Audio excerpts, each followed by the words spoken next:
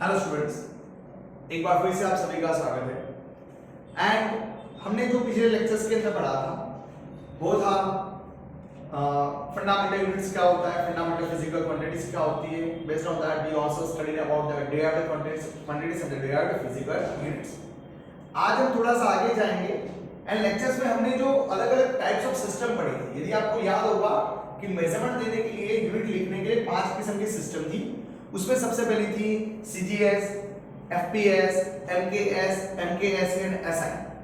तो हालांकि सबसे ज्यादा यूज कौन सी होती है, सबसे ज्यादा वर्ल्ड वाइड जो यूज होती है ना, वो सिस्टम है एसआई सिस्टम।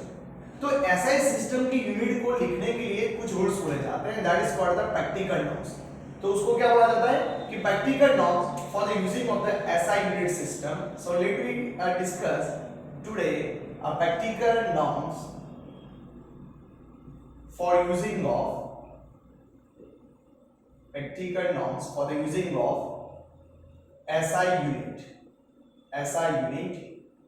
system। यानी कि SI यूनिट सिस्टम को समझाने का या उसको लिखने के जो नॉर्म्स है वो आज हम नॉर्म्स यहाँ पे आज डिस्कशन में लेने वाले हैं। उसमें टोटल 5 नॉर्म्स है। उसमें सबसे पहला जो नॉर्म्स है वो है every physical quantity should be represented according to its symbol। तो क्या है, एक बार फिर से मैं लिखता हूं, उसका समझाऊंगा आपको। यहां पे देखिए आप लोग, every physical quantity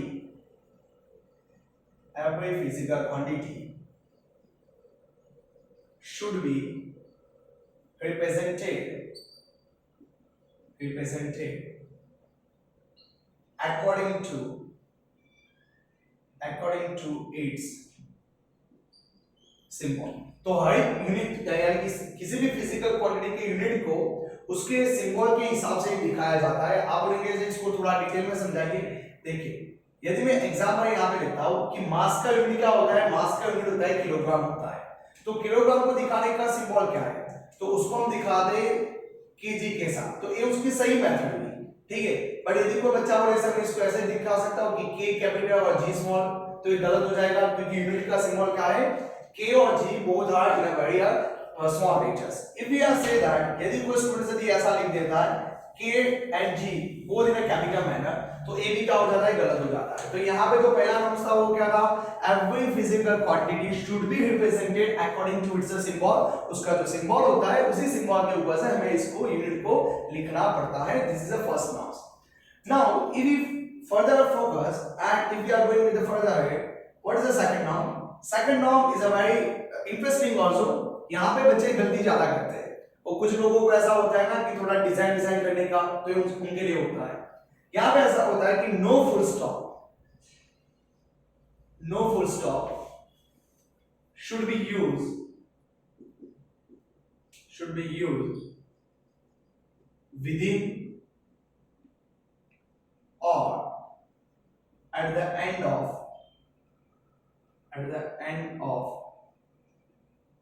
symbol of unit।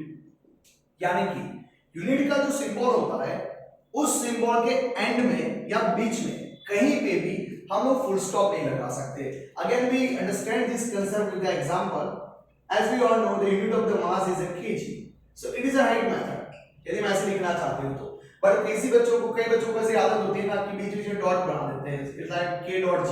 तो आप ये गलत है, आप ऐसा बीच में उसको डॉट नहीं लगा सकते। कुछ बच्चे ऐसे भी लिख देते हैं कि केजी यूनिट के बाद डॉट किया, तो यदि आप डॉट करते हो तो भी गलत मेथड है। यानी कि यूनिट के सिंबल के बीच में या फिर एंड में कहीं पे भी क्या नहीं आना चाहिए, फुल स्टॉप नहीं आना चाहिए। उसका नॉर्म से ऐसा यूनिट सिस्टम के नॉर्म्स के अंदर लिखा हुआ है। तो हमारा जो लेक्चर है कि जैसे कि practical norms for the using of the SI unit system, उसमें सबसे पहला क्या है, every physical quantity should be represented according to its symbol. Second is no full stop should be used within और at the end of the SI unit system, और we can say at the end of the symbol of the unit. Third one, वो उन बच्चों के लिए जिनको English बहुत अच्छा खासा आता है बचपन में, जो सीखे होते हैं। आपके सब लोगों ने आपको बचपन में सिखाया होगा कि यदि कोई सिंगुलर फॉर्म होता है तो उसके पीछे हम एस आई एस लगा दे, लेकिन जब कोई प्लूरल फॉर्म होता है तो एस और एस पीछे लगाया जाता है। लेकिन यदि हम बात करते हैं ऐसा यूनिट सिस्टम के अंदर, तो वहां पे बोला जाता है symbol for the unit do not take a plural form. Symbol that is the third third norms है उसका symbol of unit do not take plural form. तो सिंबल ऑफ द यूनिट्स जो होता है ना वो प्लूरल फॉर्म में कभी लिखा नहीं जाता। तो उसका मीनिंग क्या हुआ, देखिए बचपन में आप सीखे होंगे ऐसा कि एक मैंगो होता है तो आप बोलते हैं कि 1 मैंगो, लेकिन 50 हो तो क्या बोलते हो, 50 मैंगोस बोलते हो। बट यहाँ पे यूनिट सिस्टम में ऐसा नहीं होता है, ये बहुत ही सिंपल सा है। देखिए यहाँ पे यदि मैं बात करता हूँ कि 50 मीटर, तो मुझे 50 मीटर लिखना होता है। मैं यहाँ पे ऐसा नहीं लिख सकता कि 50 मीटर्स, यानी कि सही मेथड है। कोई ऐसा लिखे तो 50 मीटर्स, तो ये गलत हो जाता है। तो यहाँ पे यूनिट के पीछे कभी भी यानी यूनिट को आप प्लूरल फॉर्म के अंदर नहीं लिख सकते, हमें उसको हमेशा ऐसे सिंगुलर फॉर्म के अंदर लिखना होता है। लाइक अनदर एग्जांपल, यदि मैं लिखना चाहूँ यहाँ पे 100 kg, तो हम उसको ऐसे ही लिखेंगे। यदि आप में से कोई ऐसा बोला ऐसे लिख दे तो चलेगा 100 kgs, तो ये मेथड गलत हो जाएगी। तो यूनिट के पीछे कभी भी ऐसा लगाते नहीं है, यानी कि उसको आप प्लूरल फॉर्म के अंदर नहीं लिख सकते। That is the third one. उसके बाद चौथा नंबर का जो सबसे इंटरेस्टिंग है, वैसे इतना भी नहीं है, यानी कि बच्चे इसको आसानी से समझ लेते हैं। वो क्या होता है, the unit of physical quantity, the unit of physical quantity in a denominator, a unit of physical quantity in a numerators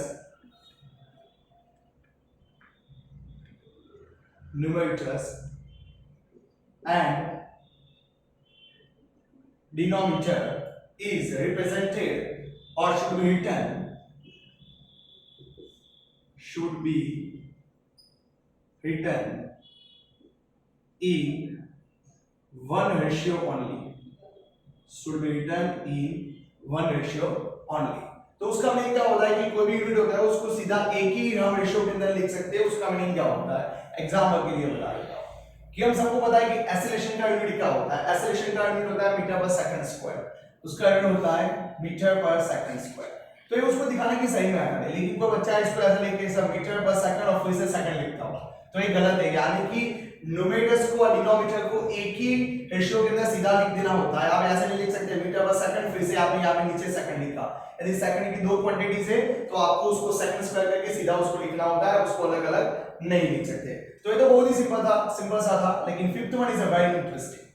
यहाँ पे आप देखिए सबसे मजेदार है, यानी कि ये क्या बताता है कि यदि कोई यूनिट, ये पांचवें नंबर का है वो, यदि कोई यूनिट किसी साइंटिस्ट के नाम के ऊपर से है तो उसको कैसे लिखा जाए। यहां पर तो चलो बात हो गई उसके सिंबल के ऊपर से बात किया, तो ये सिंबल कैसे बनाए होंगे वो अलग बात है। यहां पे फुल स्टॉप की बात हुई, यहां पे प्लूरल फॉर्म में नहीं लिखा जाता, यहां पे वन फॉर्म। बट यदि ऐसा होता है full name of a unit, यदि कोई यूनिट है जो साइंटिस्ट के नाम के ऊपर है, यानी कि फुल फॉर्म और full name of unit, full name of unit यानी कि किसी यूनिट का फुल नेम आप लिखना चाहते हो बट वो नाम साइंटिस्ट के नाम के ऊपर से, यानी कि नेम्ड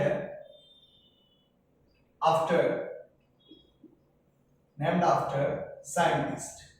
वो किसके ऊपर से, साइंटिस्ट के ऊपर से। Named after the scientist is not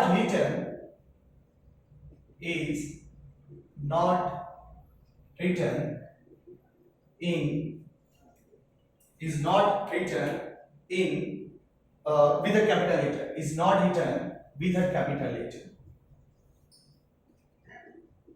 is not written with a capital letter, तो उसको कैपिटल लेटर के अंदर नहीं लिखा जाता।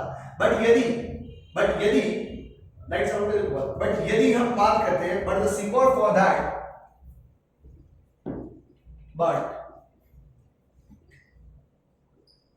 सिंबल ऑफ दैट, लेकिन उसका जो सिंबल होता है वो हम बोल सकते हैं symbol of that as a capital letter, उसका सिंबल को कैपिटल लेकर लिखा जा सकता है एज अ कैपिटल लेटर। तो ये तो देखिए बहुत ही सिंपल है, इसको एक्सप्लेन करते हैं, ध्यान से देखना। ऐसा कोई यूनिट सोचो जो यूनिट साइंटिस्ट के नाम के ऊपर से हो।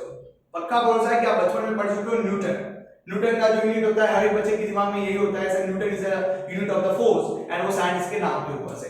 तो उसको कैसे लिखा जाता है, let me say that, suppose मुझे ऐसा लिखना है कि 5 न्यूटन, और मुझे वो भी उसको पूरा नाम में लिखना है, यानी कि पूरा यूनिट लिखना है। तो यहां पे देखिए न्यूटन, बचपन में आप ऐसा सीखे हो इंग्लिश के अंदर जब कोई नाम लिखा जाता है तो उसका फर्स्ट अल्फाबेट कैपिटल लिखा जाता है। जैसे कि आपका नाम है निसर्ग नाम है तो निसर्ग का आप एन कैपिटल लिख देते हो। आपका नाम है सपोज प्रियांशु तो प्रियांशी का भी कैपिटल लिखते हो। यदि मैं अपना लोग नाम है जानी सा तो विजय कैपिटल लिखता हूं, लेकिन यहाँ पे नहीं चलता। तो न्यूटन का यहाँ पे आपको एन कैपिटल नहीं लिखा जा सकता, ए सही मेथड है। कोई बच्चा बोले सर मैं ऐसे लिखूं तो चलेगा, एन कैपिटल दिस वन, तो ये क्या हो जाता है, गलत मेथड हो जाती है। लेकिन इसी चीज को यदि हम शॉर्ट में लिखना चाहे तो जैसे कि ऐसे 5 न्यूटन तो यानी तो चलेगा, तो एन उस टाइम पे कैपिटल होना चाहिए, यानी कि but the symbol of that, यानी कि न्यूटन का सिंबल क्या है, कैपिटल एन है, तो उसको आप कैपिटल में लिख सकते हो। ओके, यहाँ पे देखो न्यूटन है, Newton is the unit of the force and उसका सिंबल है कैपिटल एन। तो कैपिटल एन को कैपिटल एन है वो उसका यूनिट है, यानी कि एक छोटा सा सिंबल है, तो सिंबल को हम कैपिटल लेटर के अंदर लिख सकते हैं, बट शायद इसके पूरे नाम को कैपिटल में नहीं लिख सकते। कोई बच्चा बोले सर मैं यहाँ पे ऐसा लिख सकता था 5n, तो ये भी गलत है। यदि आपने बाद में सिंबल लिखा है तो सिंबल बाद में आप कैपिटल के बिना नहीं लिख सकते, आप उसको स्मॉल में नहीं लिख सकते हो। उसी तरह से एक यूनिट है प्रेशर का। प्रेशर का यूनिट क्या होता है, पास्कल होता है। क्या होता है उसका यूनिट, होता है पास्कल। तो पास्कल लिखना चाहते हैं सपोज 10 पास्कल, तो ये उसकी सही मेथड है। देखिए सभी के सभी स्मॉल है, लेकिन हम उसको सिंबल के अंदर लिखना चाहते हैं तो उस टाइम p कैपिटल और a स्मॉल, यानी कि ये उसका सिंबल है 10pa, this one is also a right method. तो यहां पे हमने 5 नॉर्म्स पढ़े and that is called the practical norms for the using of the SI unit system. Theory 2 mark के अंदर पूछी जाती है। जब भी आपका यूनिट टेस्ट होगा तो इसमें क्वेश्चंस होता ही है कि what are the practical norms for the using of the SI unit system. तो उसमें पहला क्या था, every physical quantity should be, or we can say every physical quantity should be represented according to its symbol. Second is what, no full stop should be used within or at the end of SI unit system. Third one, symbol of unit do not take plural form. Fourth one, the unit of physical quantity, the numerators and the denominator should be written in a one ratio only. Fifth one, full name of a unit named after scientist. यदि unit का full name लिखना चाहते हो and वो नाम scientist के नाम के ऊपर से है, is not written with a capital letter, उसको कैपिटल लेटर में नहीं लिख सकते, but the symbol of that, but उसका symbol has a capital letter, उसको कैपिटल लेटर में लिखा जा सकता है। Like an example 5 newton, this one is a correct answer methodology. 5 newton, this one is a wrong methodology because of यहां पे हमने n क्या लिखा है, कैपिटल में लिखा है, तो ये गलत है। यहां पे मैं आपको डिटेल में वो चीज बता दी। तो अभी हम नेक्स्ट लेक्चर के अंदर पढ़ेंगे कि सप्लीमेंट्री यूनिट्स क्या होती है, सप्लीमेंट्री यूनिट्स पढ़ेंगे, सप्लीमेंट्री फिजिकल क्वांटिटीज पढ़ेंगे और हम साथ में उसकी एप्लीकेशन भी पढ़ेंगे। तो यदि आपने पिछले वीडियो भी नहीं देखे तो पहले वो भी देख लो। ओके, एंड आज के लेक्चर्स का यानी कि इन सभी को आप नोटबुक के अंदर नोट डाउन कीजिए। ऐसा ना हो कि सिर्फ आप वीडियो देखो एंड आप अपने नोट्स बनाते ही नहीं हो, ठीक है।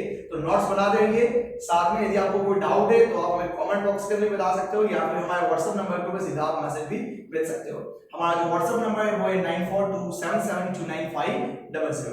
लेक्चर से बनाने के लिए आप सभी का बहुत बहुत धन्यवाद। कोई भी डाउट हो, सवाल हो तो आप बेझिझक हमसे सवाल पूछ सकते हैं। Thank you so much.